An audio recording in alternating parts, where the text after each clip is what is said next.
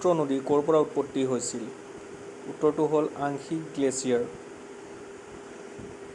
দ্বিতীয় প্ৰশ্ন, আংশিক হিমবাহ ক'ত অৱস্থিত? উত্তৰটো হৈছে তিব্বতত। আংশিক গ্লেছিয়াৰ চীন দেশৰ তিব্বতত অৱস্থিত। তৃতীয় প্ৰশ্নটো হৈছে চীনত ব্ৰহ্মপুত্ৰ নদী কি নামে জনাজাত? উত্তৰটো হৈছে য়াৰলং চাংপো।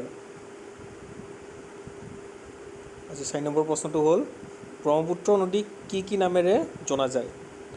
উত্তৰটো হৈছে য়াংলং চাম্পো, চিয়াং, দিহিং, ব্ৰহ্মপুত্ৰ আৰু যমুনা।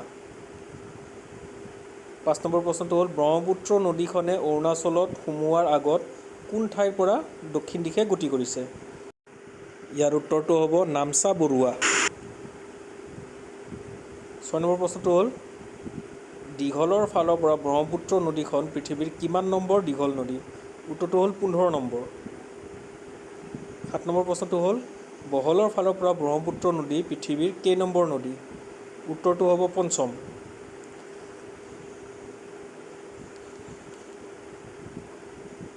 ইয়াৰ পিছত ব্ৰহ্মপুত্ৰ নদীৰ গভীৰতা কিমান?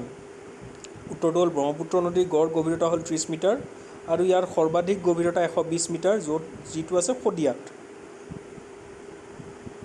ইয়াৰ পিছৰ প্ৰশ্নটো হ'ল ব্ৰহ্মপুত্ৰ নদীৰ আটাইতকৈ দীঘল উপনৈখনৰ নাম কি? উত্তৰটো হ'ব সোৱণশিৰি। সোৱণশিৰি নদীখন ব্ৰহ্মপুত্ৰৰ আটাইতকৈ দীঘল উপনৈ।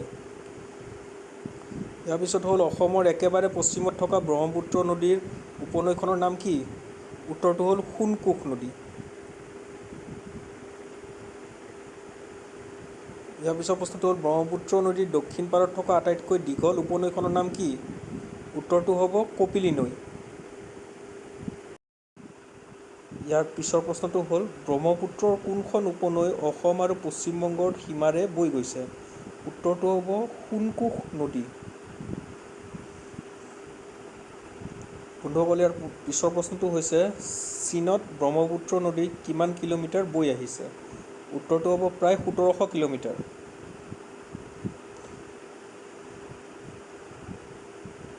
ইয়াৰ পিছৰ প্ৰশ্নটো হ'ল ভাৰতত ব্ৰহ্মপুত্ৰ নদী কিমান কিলোমিটাৰ বৈ গৈছে? ইয়াৰ উত্তৰটো হ'ব 916 কিলোমিটাৰ।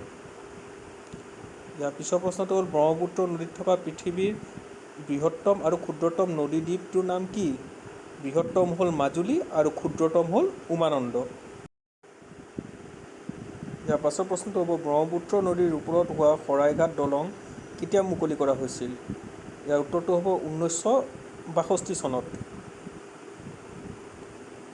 ইয়াৰ পিছৰ প্ৰশ্নটো হ'ল অসমৰ ভূমি পাৰ কৰাৰ পিছত ব্ৰহ্মপুত্ৰ নদীৰ প্ৰধান উপনৈ দুখনৰ নাম কি? উত্তৰটো হ'ব ধৰলা আৰু ত্ৰিষ্টা। ইয়াৰ পিছত ব্ৰহ্মপুত্ৰ নদীক বাংলাদেশত কি নামে জনাজাত?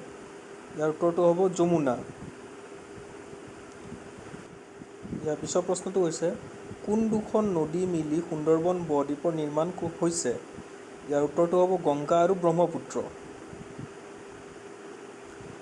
ইয়াৰ পিছৰ প্ৰশ্নটো হ'ল ব্ৰহ্মপুত্ৰ আৰু গংগা নদী মিলি কোনখন নদীৰ নাম লৈছে? উত্তৰটো হ'ব মেঘনা। বাংলাদেশত গংগা আৰু ব্ৰহ্মপুত্ৰ মিলি মেঘনা নাম লৈছে। ইয়াৰ পিছৰ প্ৰশ্নটো হ'ল ব্ৰহ্মপুত্ৰ নদী শেষত ক'ত পৰিছে? ইয়াৰ উত্তৰটো হ'ব বংগোপ উপসাগৰত। ব্ৰহ্মপুত্ৰ নদী বংগোপ উপসাগৰত গৈ পৰিছেগৈ।